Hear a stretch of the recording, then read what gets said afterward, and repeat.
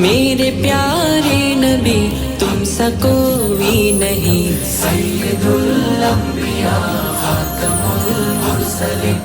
হযরত মুহাম্মদ সাল্লাল্লাহু আলাইহি ওয়াসাল্লামের জীবনের বিগত তৃতীয় পর্বে আমরা প্রাচীন আরব সাম্রাজ্যে সভ্যতার বিকাশ সম্পর্কে আলোচনা করেছি।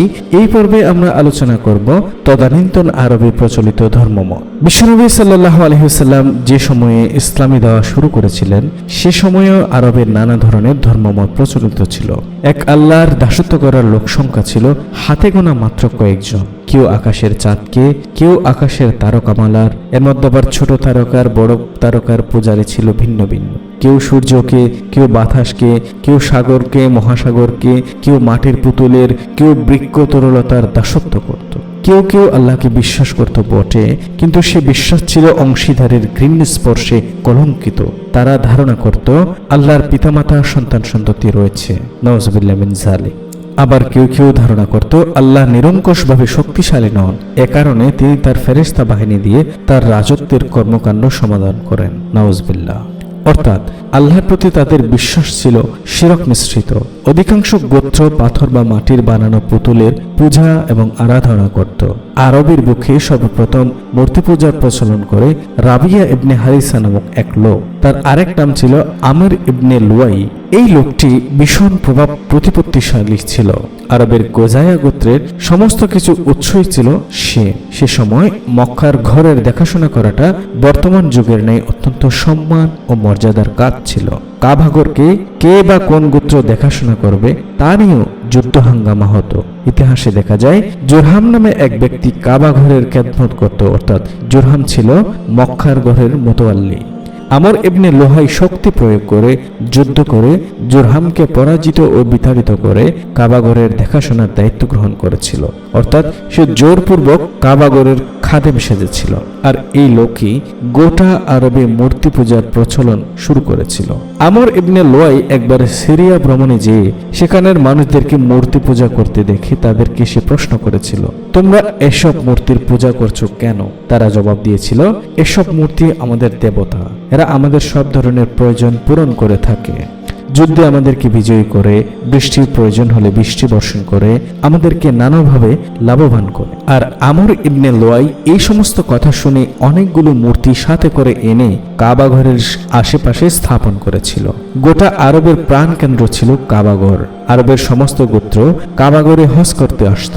তারা ফিরে যাবার সময় মক্কা থেকে এক একটা করে পাথর সাথে করে নিয়ে যেত। সে সমস্ত পাথরের মূর্তি খোদাই করে সেগুলোর পূজা করত। কাবাঘরের আশেপাশে যেসব মূর্তি ছিল তার ভেতরে একটা পুরনো মূর্তি ছিল যার নাম দেওয়া হয়েছিল মানাত। এই মানাত মূর্তি সমুদ্রের কাছে কাদিদ নামে স্থানে বেদিতে স্থাপন করা হয়েছিল। মদিনার আউস ও খাজরাজ গোত্র, হুজাইল গোত্র এবং খুজাইয়া গোত্র এই মানাত দেবতার পূজা করত। তারা এই মূর্তির সামনে কোরবানি দিত। কাবা ঘরে হজ করতে আসার সময় তারা এই মূর্তির কাছে এহরাম খুলত। তায়েফে একটা বিশাল মূর্তি ছিল, সেটার নাম দেওয়া হয়েছিল লাত। সাকিফ গোত্র এই লাতের পূজা আরাধনা করত। মক্কায় উজ্জা নামে একটি বিশাল মূর্তি স্থাপন করে তার পূজা করত কুরাইশ ও কেনান গোত্র। দুমাতুল জান্দাল নামক স্থানে উদ নামে একটা মূর্তি স্থাপন করে তার মূর্তি পূজা করত কলব গোত্র। সুওয়া, ইয়াগুস ও ইয়ক মূর্তিও ছিল দুমাতুল জান্দালে।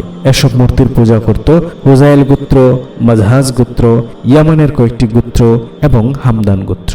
সবচেয়ে বড় যে মূর্তি ছিল তার নাম ছিল হুবল।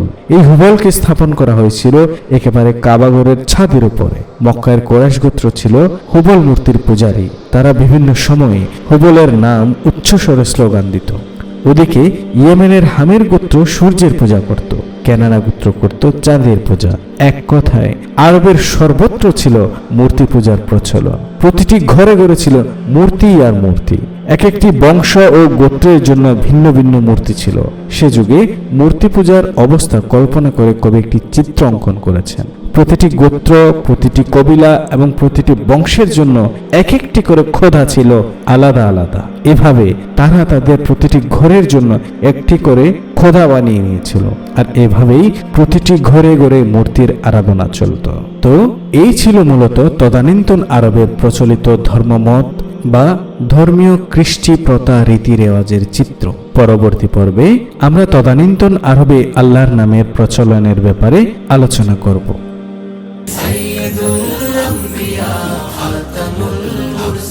मेरे प्यारे नबी तुम सा कोई नहीं, सैयदुल अंबिया खातमुल मुरसलीन।